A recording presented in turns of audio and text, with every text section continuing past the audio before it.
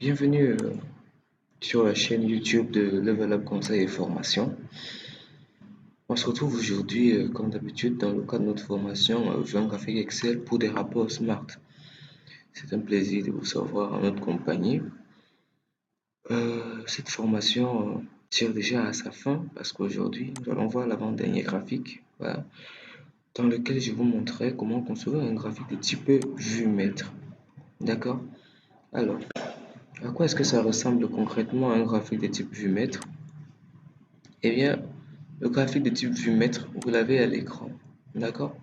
Un graphique de type vue-maître, il est, c'est une autre version, voilà, une autre version de ce graphique de type jauge. Ouais, il joue quasiment les mêmes rôles, à savoir visualiser la progression d'un indicateur ou la réalisation d'un objectif, voilà, de 0 à 100 avec divers niveaux, bien divers degrés d'appréciation, si vous voulez. Ici, on avait un graphique de type jauge comme ceci, voilà, un arc de cercle, voilà. Par contre, ici, on aura deux barres verticales, d'accord? Donc, si vous êtes intéressé par cette formation, je mets le lien quelque part là, et des fois peut-être quelque part à l'écran, afin que vous puissiez y faire un tour pour voir comment on conçoit ce type de graphique. Donc, sans plus tarder, nous allons donc ensemble apprendre à concevoir un graphique de type vue-maître en partant de cette base de données-ci. N'étant pas vraiment volumineuse, on se dit que vous pouvez la reproduire vous-même. Voilà. Donc, vous avez besoin d'une base de données comme ceci avec quatre colonnes, éléments, valeurs, pourcentage et niveau. Ce premier pan renvoie à l'indicateur que vous voulez représenter, c'est-à-dire vous avez la valeur de l'indicateur que vous souhaitez en faire la représentation, donc en faire le suivi, ça peut être un objectif à atteindre ou un objectif à suivre de très près. Voilà, l'indicateur à suivre de très près. Et vous avez le reste, enfin, ce qui reste à réaliser pour que cet indicateur arrive à 100. Vous l'aurez compris, la valeur de l'indicateur, on va le renseigner manuellement ou dans votre cas, naturellement, on sera calculé en fonction des données que vous avez à votre disposition. Et le reste, ce sera tout simplement 100% moins la valeur de l'indicateur qui a déjà été réalisé. D'accord? C'est ça qui forme le reste, si vous voulez, le reste à réaliser. Et naturellement, vous avez le total qui est la somme des deux. À ce niveau-ci, vous avez les différents niveaux d'appréciation, d'accord? Les différents niveaux d'appréciation de l'évolution de votre indicateur. En fonction de sa valeur, votre indicateur pourrait être à un niveau excellent, à un niveau bon, à un niveau où vous devez faire attention, à un niveau vraiment mauvais et à un niveau OK. Là, c'est dangereux, c'est l'alerte. Bref, vous allez disposer de différents niveaux dans l'ordre que vous voulez. Par exemple, ici, vous pouvez percevoir que ça quitte d'un côté plutôt très, d'un côté excellemment positif vers un côté vraiment très dangereux. Vous pouvez tout aussi inverser. Ça pourrait quitter du côté alarmant vers le côté excellent. C'est vous qui voyez. Et là, maintenant, vous allez donc définir des niveaux d'appréciation de votre indicateur. On supposera que si à 20%, la valeur de votre indicateur est un niveau excellent, à 25% de plus, donc à 45%, on est à bon. À 20% de plus, donc à 65% pour cet indicateur, on commence à dire que attention, c'est dangereux. À 20% de plus encore, donc cumulé à 85%, ça devient mauvais. Et enfin, à 15% de plus, donc au maximum à 100%, ça devient alarmant. Cet indicateur, on doit véritablement engager des mesures correctives euh, pour amener cet indicateur, du moins au niveau du bon. Voilà, d'accord. Très bien. Donc, c'est globalement à quoi renvoie ce tableau. Naturellement, les 100% doivent être vérifiés. Vous pouvez reproduire ce tableau-là rapidement pour effectuer les manipulations que nous ferons ensemble. Donc, c'est parti. Pour donc faire notre vue maître, vous allez sélectionner ces valeurs-ci, comme ceci, les valeurs de l'indicateur et les différentes valeurs de nos différents niveaux. Vous venez dans Insertion, vous déroulez dans le groupe graphique, vous déroulez le graphique de type histogramme et vous choisissez l'histogramme de type empilé, l'histogramme 2D empilé.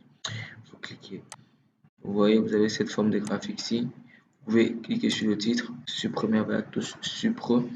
Ensuite, vous allez votre graphique sélectionné comme il est là. Vous rendez dans la création de graphique et vous cliquez sur Intervertir ligne colonne. Parce que rappelez-vous, notre géomètre aura deux colonnes. Une colonne pour notre indicateur et son évolution et une autre colonne pour l'appréciation. Donc là, on a quatre colonnes. C'est pas ce qu'on veut. On va donc superposer ces éléments. On va donc cliquer sur Intervertir ligne colonne et voilà. On a déjà à peu près ce que l'on veut. On a des indicateurs de nos différents niveaux ici. Vous voyez, il y en a plusieurs éléments. Donc, forcément, ça correspond à ces données-ci. Et vous avez deux barres qui doivent correspondre une donnée à la valeur de l'indicateur et l'autre au reste à réaliser. D'accord. Maintenant, tout de suite, on se rend compte que la graduation n'est pas bonne. Elle quitte de 0 à 120. Nous, on veut que ça quitte de 0 à 100. On va cliquer sur l'indicateur, sur l'axe hors désordonné, faire un clic droit, cliquer sur mise en forme de l'axe. Dans la fenêtre qui apparaît au niveau des limites, vous allez vous rassurer que c'est bel et bien 0. Vous sélectionnez, vous remplacez 0, vous appuyez sur Entrée et vous cliquez, vous sélectionnez le maximum. Au lieu de 1,2%, 20%, vous allez saisir 1 et vous validez avec la touche Entrée. Voilà, votre graphique est redimensionné. On quitte bel et bien de 0 à 100. Vous pouvez cliquer sur la légende, supprimer avec la touche Sup. Vous pouvez cliquer sur l'axe des abscisses, supprimer avec la touche Sup. Vous pouvez aussi supprimer, cliquer sur les quadrillages ou supprimer avec la touche Sup. D'accord? Vous cliquez sur une barre quelconque là, vous faites un clic droit, mise en forme, une série de données. Et au niveau de la largeur de l'intervalle, vous allez peut-être saisir 50%, 50 vous faites la touche Entrée. Le tout c'est pour épaissir nos barres, d'accord? Vous fermez et vous essayez donc de redimensionner cela comme ceci. Vous redimensionnez cela comme ceci et vous cliquez encore, vous faites un clic droit, mise en forme et vous augmentez légèrement, vous diminuez légèrement de 30%, peut-être 20, on va mettre 10, voilà, c'est 5%, voilà, 5%. Très bien, donc là on a déjà notre graphique qui est déjà quasiment en place. On va commencer donc à réaliser la mise en forme de notre graphique. Pour cela, on va commencer. Vous cliquez sur cette cellule-ci là, sur cette barre-ci. Quand vous cliquez dessus, moi je recommande, vous cliquez dessus une fois, vous cliquez dessus une seconde fois pour sélectionner cette barre-ci individuellement. Vous vous rendez compte que ça correspond à la cellule de notre indicateur. Vous pouvez venir dans mise en forme et dans remplissage. Vous choisissez une couleur de remplissage de votre indicateur qui vous plaît. Nous, on va regarder cet indicateur-ci. Voilà. Maintenant, vous cliquez sur l'indicateur du haut, la barre du haut. La barre du haut correspond au reste qui sera à réaliser sur notre indicateur.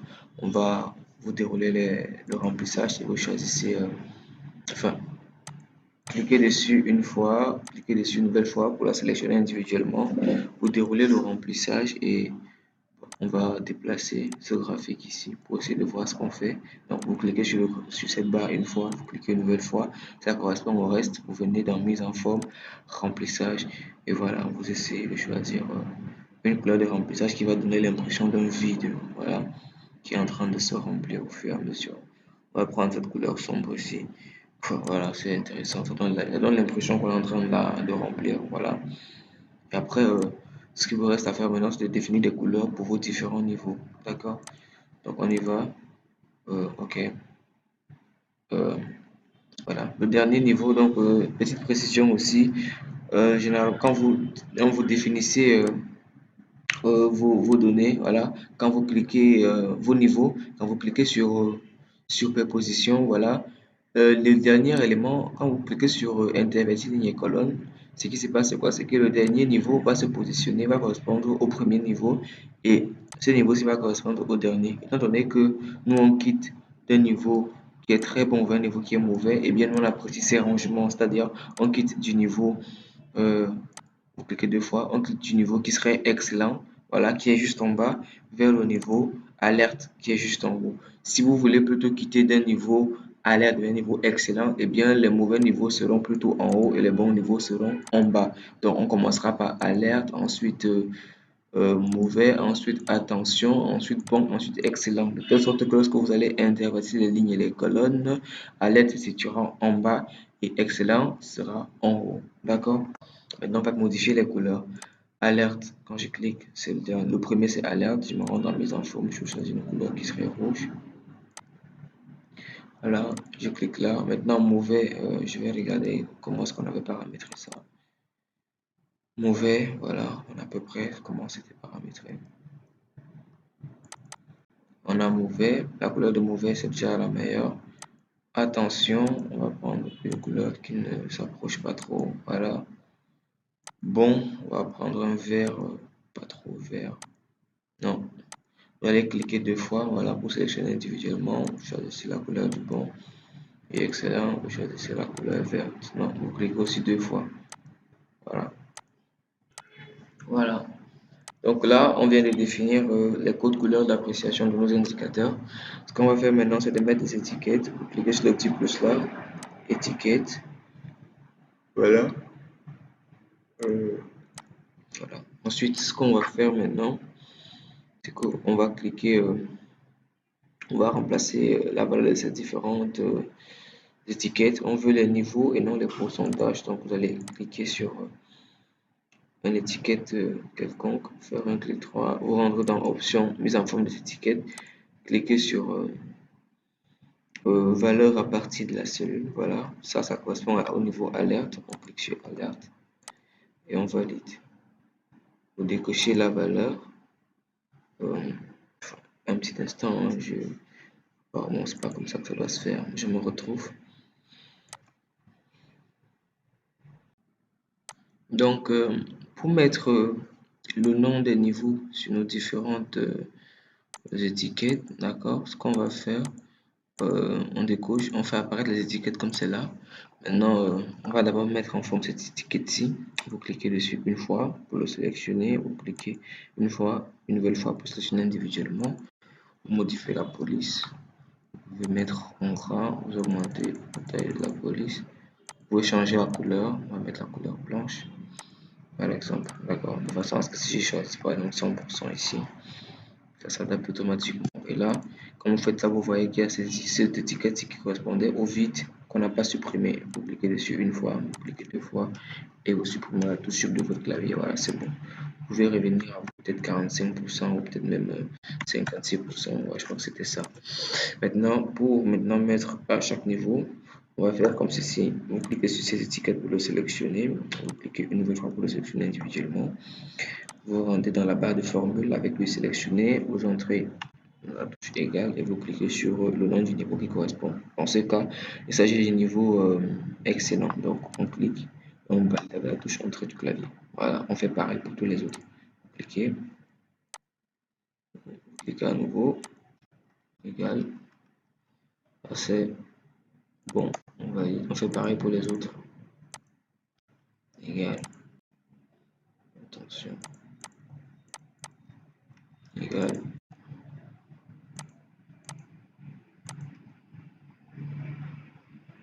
Alerte. Voilà, naturellement, vous définissez les codes couleurs comme vous le voulez. Vous pouvez maintenant sélectionner chaque élément individuellement pour mettre en forme. Voilà. Donc, c'est vous qui voyez. On clique une fois, on change la police. On met en gras, on change la couleur. Non, on va laisser en noir. On va augmenter. Voilà, bon. Pareil, on peut mettre en gras, modifier la police, augmenter la taille, comme ceci. Et enfin, excellent, on va changer la couleur. Bon, on va sélectionner excellent 2 fois. Voilà, on met en blanc, on change la police, on met en gras, on augmente. Voilà. Naturellement, vous pouvez modifier une fois de plus chaque couleur, enfin le code couleur de chaque niveau d'alerte comme vous voulez. On a choisi ces remplissages ici. Et voilà globalement comment on fait un vumètre de type vertical. La même chose peut se faire avec des barres avec de façon horizontale, c'est très simple. Faites pareil, sélectionnez, insertion. Cette fois-ci, vous venez d'en bas, vous choisissez barre empilée, supprimez. Après, vous pouvez supprimer aussi ça. Ce que vous faites, sélectionnez intervertir ligne colonne. Voilà, clic droit, je modifie la graduation comme tout à l'heure. 1. Je supprime les séries de données. Voilà. Et j'essaie d'ajuster ça comme ceci. Pour positionner ça là, je clique, je fais un clic droit, mise en forme. Je ramène ça à 5. Voilà. Puis je peux légèrement agrandir. Voilà. Je ferme. Je clique sur cette barre, je clique à nouveau, mise en forme, je change la couleur de remplissage. On peut mettre même une couleur, disons, tabac rose. On clique une fois, 2 fois, on met une couleur sombre pour donner une impression de remplissage. Voilà. Après, ici, ça évolue de 20 en 20. On peut faire, on revient mise en forme. Ici, on va mettre 0,1 pour que ça évolue de 10 en 10. On valide, voilà. Ensuite, ce qu'on peut faire maintenant, c'est mettre la couleur de chaque élément. Excellent, ça sera vert naturellement. Bon, il faut le sélectionner 2 fois, voilà. Ok, ensuite le bon, on le sélectionne 2 fois aussi. C'est un vert presque bien rempli. Ensuite, on va choisir cette couleur pour attention. Cette couleur reste pour alerte. On choisit la couleur rouge. Voilà, on a quasiment produit. Maintenant, on va mettre les étiquettes. Vous cliquez sur celle-ci 2 fois, vous supprimez. Vous cliquez sur celle-ci une fois, 2 fois pour la sélectionner. Vous revenez changer la police, robot. Vous mettez en blanc, vous augmentez la taille, c'est vous qui voyez. Et on modifie chaque élément ici. On fait égal. C'est excellent, on valide. On change la police. Voilà. On augmente. On clique ici. On change. On peut changer. On annule d'abord. On clique une seconde fois. Égal. Ça renvoie à bon. Voilà. On met en gras. On peut laisser ça en noir comme celle-là. On change la police. Et on valide. On augmente. Pareil pour les autres. Une nouvelle fois. Égal. Attention. Voilà. Non, on va laisser en noir. On modifie la police. Et on augmente la taille. Bon, voilà. Ça c'est mauvais. Clique 2 fois. Oh, j'aurais d'abord dû égal. On choisit mauvais. Voilà. On met en blanc. On augmente la taille. Et enfin, une nouvelle fois, ça c'est alerte. C'est dangereux. Faites attention. En gras, on change la police. Ben, on augmente légèrement. Et voilà. Donc voilà comment on fait un graphique de type vue mètre horizontal et vertical. Donc globalement, vous pouvez utiliser cet indicateur pour faire des représentations, l'évolution de suivi d'un indicateur précis, d'un objectif. Voilà, en fonction des degrés. Je vois qu'il y a des quadrillages en bas. Vous pouvez cliquer sur le petit plus là et décocher quadrillage. Voilà. Et voilà. Vous avez un indicateur de type vue mètre plutôt intéressant pour faire le suivi d'un indicateur en fonction du niveau d'appréciation du risque. Voilà. Donc, nous espérons que ce graphique vous a plu et que vous saurez tirer parti dans la conception de vos tableaux de bord ou de la présentation de vos rapports de gestion, voilà, de vos études même. Donc, si ce tuto vous a plu, n'hésitez pas à manifester, abonnez-vous, likez, commentez pour nous dire ce que vous avez aimé, ce que vous n'avez pas aimé, partagez aussi sur vos réseaux, à vos connaissances, afin que nous puissions être nombreux pour faire profiter vos connaissances, vos collègues, vos amis, vos frères, vos soeurs, de ces petites astuces de conception graphique via Excel. Donc, il ne nous reste plus qu'à vous dire merci d'avoir été des nôtres et à la prochaine pour le tout dernier graphique de notre formation 20 graphique Excel. Merci.